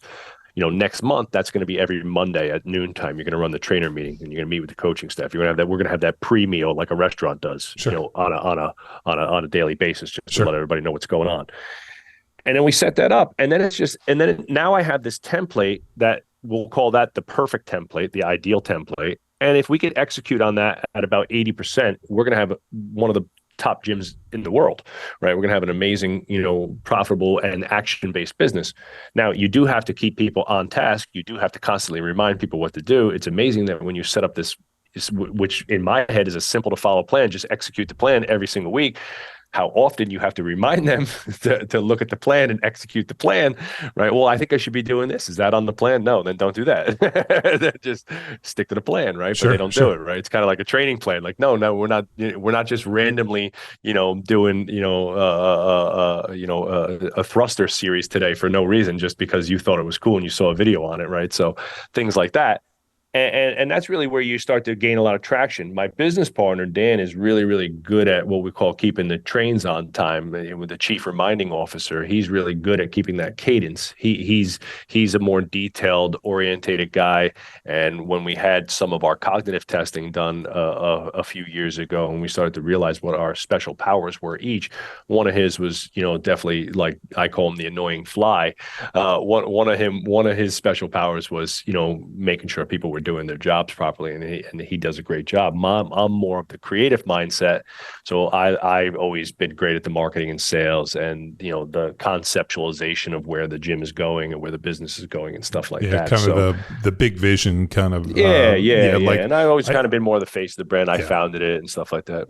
Well, I think you need different type of people. You need somebody for vision and culture. Like, hey, this is who we are. This is what the identity looks like. You can see the big picture. We're going up over that hill. And then you need people that carry the water. Mm-hmm. Like, hey, I'm the person that implements in this. And exactly. As long as people are okay with their roles, I think you get pretty far. And yeah, man, it's not as simple, dude. But I think for certain. What's nice and really, I mean, like the service that you're offering is invaluable for people that want to get into this business, because one, you're not only giving them mentorship, you're giving them systems.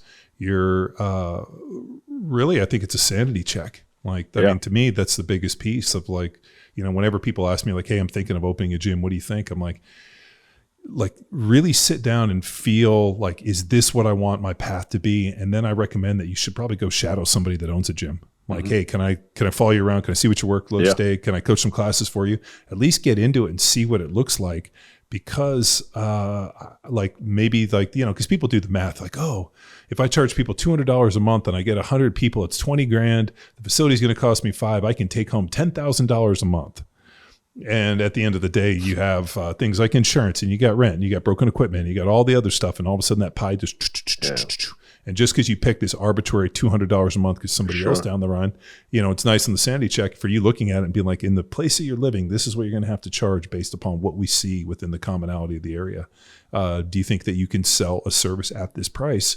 And then are other people selling the service? So, it's been fascinating, obviously with our Power Athlete Block 1 Coaching Network, we have a ton of coaches that own gyms. It's amazing to see how their gyms have evolved over the years, and the guys that have been successful and the ones that have kind of, I don't want to run it. COVID was an incredible awful time, but Mm-hmm. it really kind of, like you said, it really shook a lot of people that kind of had some shaky business systems out of the business, and the people that were intelligent, well thought out, and had all of their ducks in a row were able to weather the storm. And yeah, man, it's definitely interesting times. I think we were one of those. We were one of those. You know, we were COVID was actually a blessing for us. It transformed our business, you know, and you know, obviously 2020 was scary, and we weren't sure what was going to happen. I had just bought a new home too. My wife and I closed on our house Friday the 13th, March 13th. My wife was like, I knew we shouldn't have closed on Friday 13th. And then everything shut down. It was like St. Patrick's Day. Yeah, Monday, the following week. Yeah, everything was done, right? The 16th, and that shut down, and we were done here. But what really did for us is what, like you said, it really gave us the time and need, right, to look deeper at all the systems and processes and where we were going. And Dan and I, locked ourselves in the gym for a few months and retooled everything. When we came back, we actually tripled the client prices over a period of a year and a half. And we went from, like I said, a gym that was doing 100 private training sessions a week and had 250, 260 people in large group classes, and flipped that model to semi-private. And, you know, it's been like this ever since. And we were starting to trend that way in 2018, 2019. We started adding the semi-private product, but because we had these two other things, we were afraid to lose those. COVID gave me the opportunity to say, hey, you know, when we come back, we're going to be doing this a little differently, and that, you know, and most of the clients stayed. At our lowest, we still had 82% of our people going the full time and paying. So it really is a testament to systems. When you have good systems, you have good service. When you have good systems, you have good people. Gyms lose. Another big issue in the gym space is the attrition of the personnel, right? Your employees. Sure. You know, in big cities, gym trainers are like hairdressers, like they're just in and out all the time, right? There's like constant flux in most gyms, and a lot of that is because, you know, they're confused in their roles. They don't know what they're doing. There's no real, you know, growth for them. They're expected to just do 40, 50 sessions a week. So I jokingly try to say, like, when we hire people, I try to give everybody a master's in business education. They're all invited to our business seminars, all of our employees. We do in-services every single month. We have a guest in-service, and then my business partner, myself, and the rest of our management team do in-services with our staff all the time. The majority of those in-services are not training in-services. They're business and in-services. We talk about sales, marketing, finances, and we bring in training experts. Joe D, Zach was one of them, you know, Mike Robinson, Mike Boyle. We've had Dan John here to do in-services with our team. And education is a huge part of what I think has made us successful. And the fact that you can, if you went on the gym floor and you ask all of my employees what our economic objectives are for the year, they know them.